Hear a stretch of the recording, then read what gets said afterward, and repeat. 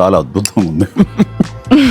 వదిలేస్తే మొత్తం తినేస్తాను, నా సరదా తీరేంత వరకు కొంచెం ఇంకొక తిని వదులుతాను. కానీ చాలా బాగుంది. కానీ ఎంత తిక్కుగా ఉంది మీ ఇక్కడ, సో నైస్.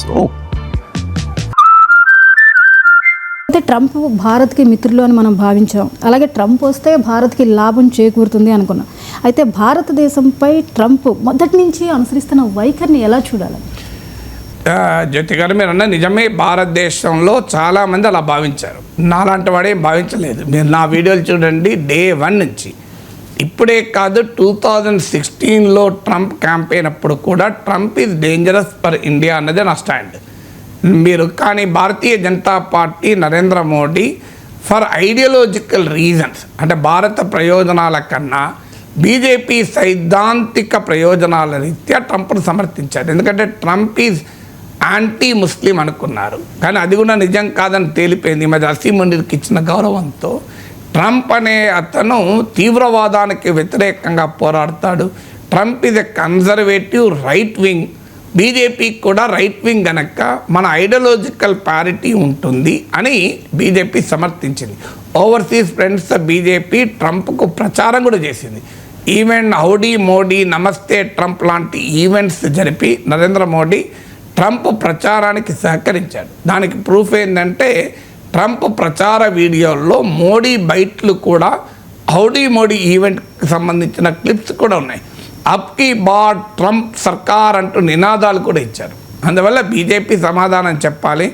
మీరు ట్రంప్ ఫ్రెండ్ అన్నారు కదా, ట్రంప్ వస్తే భారతదేశానికి లాభం అవుతుంది కదా అన్నారు కదా, ట్రంప్ వస్తే ఇస్లామిక్ తీవ్రవాదం పైన ఉక్కుపాదం మోపుతాడన్నాడు కదా, ట్రంప్ వస్తే పాకిస్తాన్ సంగతి తెలుస్తాడన్నారు కదా, మరి ఏమీ జరగడం లేదు కదా అని ఈ ప్రశ్న మనము భారతీయ జనతా పార్టీని అడగాలి, నన్ను కాదు. కానీ నాలాంటి వారు మొదటి నుంచి కూడా ట్రంప్ వైఖరి భారత్కు వ్యతిరేకం. ఎందుకంటే ట్రంప్ ఇది ట్రాన్సాక్షనల్ లీడర్. ట్రంప్ అమెరికన్ సుప్రిమసీని నిలబెట్టడానికి వేసేటువంటి ఎత్తుగడ. ఇప్పుడు ఉదాహరణకు రష్యాతో, పుటిన్తో ఫ్రెండ్షిప్ చేస్తున్నాడని వార్తలు వచ్చాయి. ఇప్పుడు ఏం చేస్తున్నాడు, మళ్ళీ రష్యాతో ట్రేడ్ చేస్తే టారిఫ్ విధిస్తా అంటున్నాడు. నిన్న మొన్నటి దాకా పుటిన్ ఈజ్ మై ఫ్రెండ్ అన్నాడు, రష్యాతో ఫ్రెండ్షిప్ చేస్తానన్నాడు. యునైటెడ్ నేషన్స్లో ఉక్రెయిన్లో రష్యా యుద్ధం ఆపమని యూరప్ తీర్మానం పెడితే ఇండియా అబ్స్టైన్ అయింది, అమెరికా వెళ్ళి రష్యాకు అనుకూలంగా ఓటు వేసింది. మరి సడన్గా ఇప్పుడు ఎందుకు మారాడు? రష్యా పట్ల నిజంగా ఫ్రెండ్షిప్ కాదు, రష్యాను ఉపయోగించుకొని చైనాను ఐసోలేట్ చేయాలి అని అనుకున్నాడు. దీన్నే రివర్స్ కిస్సింజర్ డిప్లొమసీ అంటారు.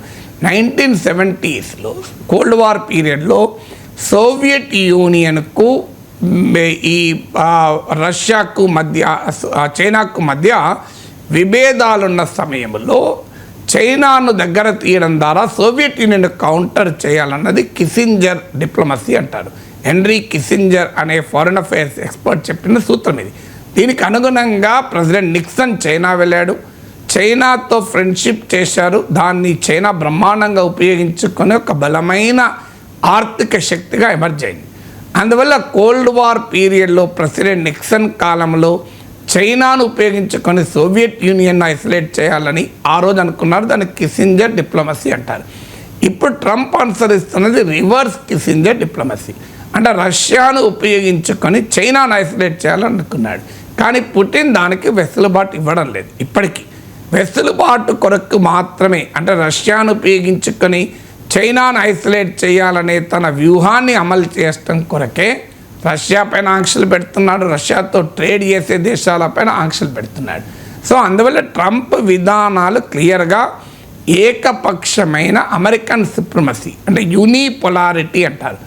భారతదేశమేమో ఒక మల్టీపోలార్ వరల్డ్ ఆర్డర్ కొరకు ప్రయత్నం చేస్తుంది. అమెరికానేమో తన ఏకపక్ష అగ్రరాజ్య ఆధిపత్యం కొరకు, యూనిపోలారిటీ కొరకు ప్రయత్నం చేస్తుంది. అందువల్ల American world view, Indian world వ్యూలో ఉన్న తేడా అది. అందుకే మీరు గమనించండి.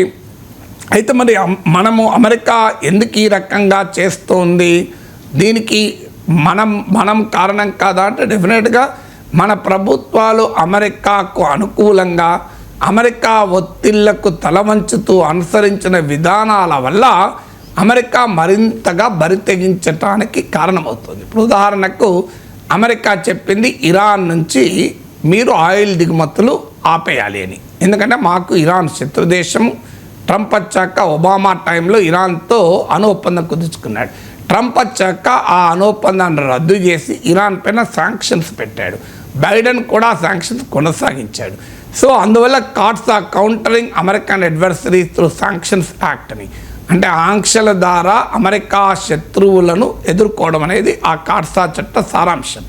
సో అలా ఆ చట్టాన్ని ఉపయోగించి మీరు ఇరాన్ నుంచి ఎలాంటి దిగుమతులు చేసుకోవద్దు అని ఒత్తిడి తెచ్చారు. ఆ దశలో భారత మొత్తం ముడి చమురు దిగుమతుల్లో 10% ఇరాన్ నుంచి, 10%. అండ్ ఇరాన్ నుంచి ఆయిల్ కొన్న చీప్ మనకు, ఎందుకంటే జాగ్రఫికల్గా మనకు దగ్గరగా ఉంటుంది ఇరాన్. దాంతోపాటు మనం రూపీస్లో చెల్లిస్తాం. దానివల్ల అడ్వాంటేజ్ ఏంటంటే ఆ రూపాయలతో ఇరాన్ మళ్ళీ మన దగ్గరే వస్తువులు కొనాలి. ఇన్ని రకాలుగా లాభం ఉన్నా మనం ఇరాన్ నుంచి దిగుమతులను జీరోకి పట్టుకొచ్చుకున్నాం అమెరికా ఒత్తిడితో. అందువల్ల ఆ రోజే మనము నో అని ఉంటే ఇవాళ ట్రంప్ ఈ స్థాయికి బరితెగించేవాడే కాదు, అమెరికా ఈ స్థాయికి బరితెగించే కాదు. కానీ ఒక్కసారి నువ్వు తలవంచాక ఇంకా తలవంచమంటారు ఎవడైనా. మన ఇళ్ళల్లో కూడా చూడండి, ఓ మాట అంటే పడ్డాడు అనుకోండి, ఇంకా 4 మాటలు అంటావు. 4 మాటలన్నా పడ్డావు అనుకోండి, 10 మాటలు అంటాడు. కానీ మొదటి మాట అన్నప్పుడే ఏం మాట్లాడతావు అన్నావు అనుకోండి, వాడు ఇంకోసారి అన్నాడు. Simple question.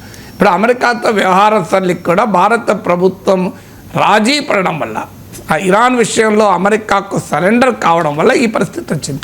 ఇవాళ ఇరాన్లో చబహార్ పోర్ట్ అని ఉంది. అదొక కీలకమైన వ్యూహాత్మక పోర్ట్ మనది. మనం కాదంటే చైనా వాడు ఎంటర్ అవుతాడు.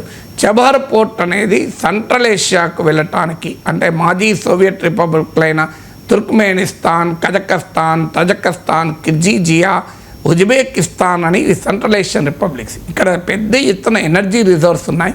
సోవియట్ కాలం నుంచి ఇండియాకు మంచి రిలేషన్స్ ఉన్నాయి. సో ఈ చబహార్ పోర్ట్ అనేది యాక్సెస్ టు సెంట్రల్ ఏషియా కీలకం. అంతటి వ్యూహాత్మక ప్రాధాన్యత కలిగిన చబహార్ పోర్ట్ నుంచి కూడా అక్కడ మన ఇన్వెస్ట్మెంట్ని తగ్గించుకున్న అమెరికా ఒత్తిడి మేరకు మళ్ళీ ఇప్పుడు కాస్త మొదలు పెట్టాం. ఎందుకంటే మనం కాదంటే చైనా వాడు ఎంటర్ అవుతాడని చెప్పి మనం ఎంటర్ అయ్యాం. సో ఇలా ఇరాన్ విషయంలో మనం కంప్లీట్గా అమెరికాకు తలవంచాం. సో తలవంచిన తర్వాత అమెరికా వాడు ఏమనుకుంటాడు, ఇప్పుడు రష్యా విషయంలో కూడా తలవంచమంటున్నాడు. రష్యా విషయంలో తలవంచలేకపోతున్నాం. ఎందుకంటే రష్యా విషయంలో ఎందుకు తలవంచలేమంటానికి ప్రూఫే ఈ మధ్య ఆపరేషన్ సింధూర్. ఎందుకంటే ఇండియా పాకిస్తాన్ వార్లో ఒక్కటంటే మన ఎయిర్ బేస్ను కానీ మన మిలిటరీ అసెట్స్ కానీ పాకిస్తాన్ దాడి చేయలేకపోయింది. మనమేమో Sargodha air base, Nur Khan air base, పాకిస్తాన్లో ఉన్న 9 టెర్రరిస్ట్ స్థావరాల్ని, బహవల్పూర్ను, మునీర్కాలో ఉన్న లష్కర్ హెడ్ క్వార్టర్స్ను, మీకు బహల్పూర్లో ఉన్న Jaishe Mohammed head quarter attack చేయగలం. ఎలా అటాక్ చేయగలిగాం? చైనీస్ ఎయిర్ డిఫెన్స్ వాడుతున్నాడు పాకిస్తాన్. దాన్ని మన బ్రహ్మోస్ మిసైలు మన యుద్ధ విమానాలు ఛేదించగలిగాయి. కానీ మనమేమో Russian made S-400 missile defence వాడాము. దాంతోపాటు మన దేశీయంగా తయారైన ఆకాశ్ మిసైల్ డిఫెన్స్ కూడా వాడాము. Russian made S-400 missile defence సమర్థవంతంగా పాక్ డ్రోన్లను, యుద్ధ విమానాల్ని, మిసైల్స్ ఆపగలిగింది. అలాంటప్పుడు అమెరికా ఒత్తిడి తెచ్చిన మోడీ ప్రభుత్వం రాజీ పడలేకపోయింది రష్యా విషయంలో. ఇరాన్ విషయంలో రాజీ పడ్డది. ఇరాన్ విషయంలో రాజీ పడే వరకు రష్యా విషయంలో కూడా రాజీ పడమని అంటున్నారు. రాజీ పడలేకపోతుంది రష్యా విషయంలో. ఎందుకు? ఈ డిఫెన్స్, రష్యాతో ఉన్న డిఫెన్స్ కోఆపరేషన్కు ఉన్న సిగ్నిఫికెన్స్ అది. అలాగే మనం ఒకప్పుడు ఇరాన్ విషయంలో మన భారతదేశ దిగుమతి అవసరాల్లో క్రూడ్ ఆయిల్ ఇంపోర్ట్స్లో 10% ఇరాన్ నుంచి ఉండేది. ఇప్పుడు రష్యా పరిస్థితి ఏంటి? లాస్ట్ మంత్ మన మొత్తం క్రూడ్ ఆయిల్ ఇంపోర్ట్స్లో 43% రష్యా నుంచి. తప్పదు, ఎందుకంటే ఒక ఆయిల్ ప్రైస్ పెరిగితే ఇండియాలో ధరలు పెరుగుతాయి, ఇన్ఫ్లేషన్ పెరుగుతుంది. అది మోడీ గవర్నమెంట్కు పొలిటికల్గా ప్రమాదం ఏర్పడుతుంది. అందుకే రష్యా విషయంలో మోడీ ప్రభుత్వం రాజీ పడలేకపోతుంది, గట్టిగా ఉండాల్సి వస్తుంది. ఒక రకంగా it is compel to be stronger. అది ట్రంప్కు రుచించడం లేదు. అందువల్ల మనం అమెరికా వ్యూహాత్మక కౌగిల్లోకి వెళ్ళిపోతే ఇలాగే ఉంటుంది అనడానికి ఇది ఒక ప్రూఫ్. ఇప్పుడు మన చైనాకు వ్యతిరేకంగా అమెరికా నాయకత్వంలో క్వాడ్లోకి వెళ్ళాం. America, Japan, Australia, Indo Pacific ప్రాంతంలో అమెరికా వ్యూహాత్మక అవసరాలకు భారత్ ఉపయోగపడుతూ వస్తుంది. ఇది మొదటి నుంచి చెప్తున్నాం. మనకు చైనాతో డిస్ప్యూట్స్ ఉన్నాయి. చైనాతో డిస్ప్యూట్స్ను మనం బయలెటరల్గా తేల్చుకోవాలి. కానీ అమెరికాతో ఆధారపడి చైనాతో పోరాడలేము. ఎందుకు అనడానికి ఇటీవల ఆపరేషన్ సింధూర్ ఒక ఉదాహరణ కదా. పాకిస్తాన్ విషయంలో అమెరికా ఎలా వ్యవహరించిందో చూశాం కదా. పాకిస్తాన్ భారతదేశం మధ్య ఘర్షణలోనే అమెరికా మనకు సపోర్ట్ చేయకపోతే నిజంగానే భారత్ చైనాల మధ్య ఘర్షణ వస్తే అమెరికా మనకు సపోర్ట్ చేస్తుందా? ఇంతకన్నా అమాయకత్వం మూర్ఖత్వం ఇంకోటి ఉంటుందా? అయినా మనం వెళ్ళి అమెరికా నాయకత్వాన్ని క్వాడ్లో చేరాం. మాలాంటి వాళ్ళం క్వాడ్లో చేరినప్పటి నుంచి చెప్తున్నాం ఇది మంచిది కాదు. మనకు అమెరికానా, చైనానా, రష్యానా కాదు, మన దేశ ప్రయోజనాల కొరకు మల్టీ అలైన్మెంట్, నాన్ అలైన్మెంట్, ఈ 2 సూత్రాలు. నాన్ అలైన్మెంట్ అంటే మనము మన ప్రయోజనాలకు నిలబడతాం, independent foreign policy, strategic autonomy ఉండాలి, అది నాన్ అలైన్మెంట్. మల్టీ అలైన్మెంట్ అంటే ఏంటి? మన దేశ అవసరాలకు ఉపయోగపడే రీతిలో ఎవరితో సంబంధాలు ఉంటే వాళ్ళతో పెట్టుకుంటాం. ఇది చెబితే అమలు వినకుండా వెళ్ళి క్వాడ్లో వెళ్ళి అమెరికన్ స్ట్రాటజిక్ ఎంబ్రేస్లో వెళ్ళాం, అమెరికాతో స్ట్రాటజిక్ పార్ట్నర్షిప్ చేసుకున్నాం, అమెరికాతో లాజిస్టిక్స్ అగ్రిమెంట్లని రకరకాల అగ్రిమెంట్లు మన మిలిటరీని తీసుకెళ్ళి అమెరికా మిలిటరీకి ఒక రకంగా అనుసంధానం చేశాం. దాని ఫలితం ఇవాళ అనుభవిస్తున్నాం. ఇప్పుడు కాస్త మేల్కొని మోడీ ప్రభుత్వం ఇప్పుడు చైనాతో దోస్తానంటుంది. మీరు ఉదాహరణ చూడండి, చైనాతో జాయింట్ వెంచర్లు మొదలవుతున్నాయి, మళ్ళీ చైనాతో ట్రేడ్ మొదలవుతుంది, చైనా వాళ్లకు టూరిస్టులకు వీసాలు ఇస్తున్నారు. మన ఫారిన్ మినిస్టర్ చైనాకి వెళ్ళాడు, మన డిఫెన్స్ మినిస్టర్ చైనాకి వెళ్ళాడు. ఈ ఇయర్లో మోడీ కూడా చైనాకు వెళ్ళబోతున్నాడు. బార్డర్లో డిసెంగేజ్మెంట్ మొదలైంది. ఆఖరికి జాయింట్ వెంచర్, ఇప్పుడు మన ఇండియన్ కంపెనీ చైనీస్ కంపెనీలు కలిపి జాయింట్గా ప్రొడక్షన్ మొదలు పెడుతున్నారు. చైనా నుంచి పెద్ద ఎత్తున FDIని ఆహ్వానిస్తున్నాం. ఎందుకు? ఇప్పుడు ట్రంప్ దాడికి తట్టుకోవడానికి మళ్ళీ మొదలయ్యాం. మేము మొదటి నుంచి మాలాంటి వాళ్ళకి చెప్తున్నాం, అయ్యా ఇది కరెక్ట్ కాదు, మనం ఒక దేశంతో ఎదుర్కోవడానికి ఇంకో దేశంతో కలవకూడదు, అది ఉపయోగపడదు. అది అందులో పాకిస్తాన్ విషయంలో అమెరికా అనుసరించిన వైఖరి ఇందుకు ఉదాహరణ. అందువల్ల ఒకటి, మన దేశం we have to be stronger, number 1. Number 2, we have to align according to our needs. మన అవసరాలకు అనుగుణంగా మనం ఏ దేశంతో కలవాలనుకుంటే ఆ దేశంతో కలుస్తాం. 3, మన దేశ వ్యూహాత్మక స్వయం ప్రతిపత్తిని వదులుకోవద్దు, స్ట్రాటజిక్ అటానమీని వదులుకోవద్దు. అంటే ఈ ప్రభుత్వం, మోడీ ప్రభుత్వం, అంతకుముందు కాంగ్రెస్ వీళ్ళకు కూడా గత కొన్ని దశాబ్దాలుగా పోస్ట్ కోల్డ్ వార్ పీరియడ్లో అమెరికన్ అనుకూల ఫారిన్ పాలసీ, అమెరికన్ అనుకూల స్ట్రాటజిక్ పాలసీ, వీటిని అనుసరించిన ఫలితం ఇవాళ అనుభవిస్తున్నాం. అంటే అర్థం అమెరికాతో సంబంధాలు వద్దని కాదు, అమెరికాతో ఉపయోగపడే చోట అమెరికా వైపు ఉంటాం, అమెరికాతో ఉపయోగపడని చోట రష్యాతో ఉంటాం. అన్ని చోట్ల అమెరికాతో ఉండాలని ఏమీ లేదు కదా. కొన్ని చోట్ల అమెరికాతో ఉంటేనే ప్రయోజనం, ఖచ్చితంగా అమెరికాతో ఉంటాం. కొన్ని చోట్ల రష్యాతో ఉంటే ప్రయోజనం, రష్యాతో ఉంటాం. కొన్ని చోట్ల యూరోప్తో ఉంటే ప్రయోజనం, యూరోప్తో ఉంటాం. అమెరికా ఉండడం లేదా, చైనా ఉండడం లేదా, పాకిస్తాన్ ఉండదు. ఇప్పుడు పాకిస్తాన్ చూడండి, అమెరికాతో ఫ్రెండ్షిప్, చైనాతో ఫ్రెండ్షిప్, అమెరికాకు చైనాకు పడదు, అయినా 2 దేశాలతో ఫ్రెండ్షిప్. ఇరాన్తో ఫ్రెండ్షిప్, ఇజ్రాయెల్ మిత్రదేశం, అమెరికాతో ఫ్రెండ్షిప్. పాకిస్తాన్ అంటే అమెరికా ఫ్రెండ్షిప్తో చైనా ఫ్రెండ్తో లాభపడుతుంది, అమెరికా ఫ్రెండ్షిప్తో ఇరాన్ ఫ్రెండ్షిప్తో లాభపడుతుంది, రష్యాతో ఫ్రెండ్షిప్. మళ్ళీ ఈమెన్ ఉక్రెయిన్ పైన పుటిన్ వార్ ప్రకటించిన రోజు పాకిస్తాన్ ప్రైమ్ మినిస్టర్ క్రెమ్లిన్లో ఉన్నాడు, పుటిన్ దగ్గరే ఉన్నాడు. అందువల్ల మనం కూడా అంతే, మనకి ఏది లాభం ఉంటే అటువైపు ఉంటాం.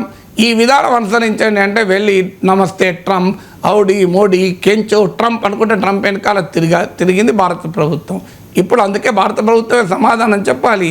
మీకు అంత క్లోజ్ ఫ్రెండ్ కెంచో ట్రంప్, నమస్తే ట్రంప్, హౌడీ మోడీ అన్నారు కదా, ఏమైంది చెప్పండి. ఇప్పుడు ట్రంప్ ఫుట్బాల్ ఆడుతున్నాడు కదా.